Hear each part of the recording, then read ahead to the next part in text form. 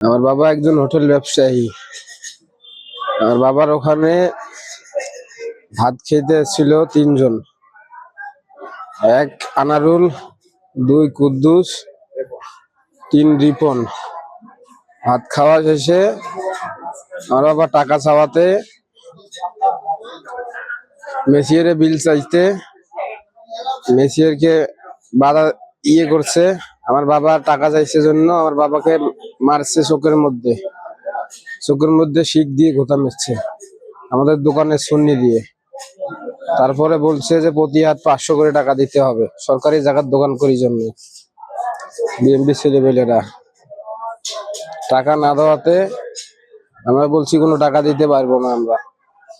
তারপরে দোকান শেষে আমরা বের হয়েছি, তাতে আনুমানিক 4টা 4:30টার ওই দিক। তখন ওরা ছেলে পেলে নিয়ে আসিয়ে আমাদেরকে আবার মারধর করছে, মারধর করে টাকা পয়সা যা আছে সবকিছু নিচ্ছে।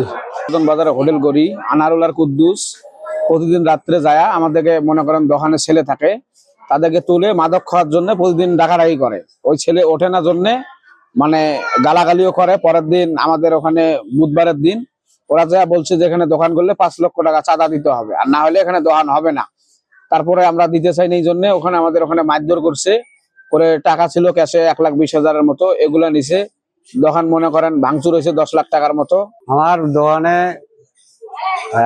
দীর্ঘদিন থেকে পরোটা খায়, টাকা দেয় না, যায় চলে যায়। তারপরে সেদিন বুধবারই হাট, 11:30টার ওই দিক আমার দোকানত আনারুল ঢোকার পরে ওর সাথে 2জন ঢোকে, কুদ্দুস ঢোকে, তার রেপন ঢুকিয়ে ভাত খায় 3জন গরুর মাংস দিয়ে। ভাত খাইতে গেলেই বিল হয়েছে 480 টাকা। আমার মেসির দেখছে, তখন আমার এখানে ক্যাশে আসি কয় আর 20 টাকা দে। কিসের 20 টাকা দেবো? 20 টাকা দে, 500 টাকা মিল কর, প্রতি হাটে 500 টাকা করে দিতে হবে।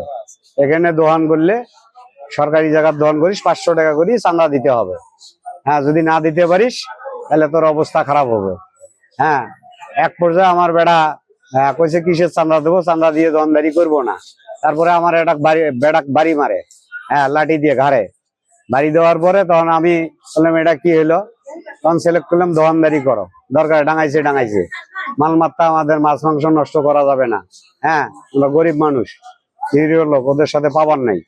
তারপরে যখন আমরা দোকানদারি শেষে, যখন আমরা হাড়িডোগা মাঞ্জিয়ে ক্যাশে থুইয়ে, মানে ক্যাশ টেবিলের ভিতরে থুইয়ে সাজে টাজে থুইয়ে কর্মচারী বেতন দিয়ে বিদায় করি, আমি যখন 2 বাপটা এসে ধরি, পাল্টা পরে ফিরে আমার ছেলে 4 দোকানে থাকি, 2টা বাড়ি মারে।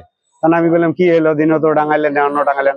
তাক এই যে ওখানে কথা কছিল, এখন ভেট টাকা তো সম্পূর্ণ নেবো। তারপরে আমার পাঞ্জাবি সেরিটিরি আমার যা আছে সম্পূর্ণ নিয়ে আমাকে মারধর করে। আমার ছোট ভাইয়ের দোকানে কি হয়েছে না হয়েছে আমি জানি না। আমার দোকানে আসিয়া ওখানে গন্ডগোল করি, এখানে আসিয়া আমার কাছে 5 লক্ষ টাকা চাঁদা চাই, ব্যাপক হারে মারপিট করে। তারপরে চাঁদা দিবেন না পাইলে আমি কই এটা কি এদেশে কোনো আইন নাই?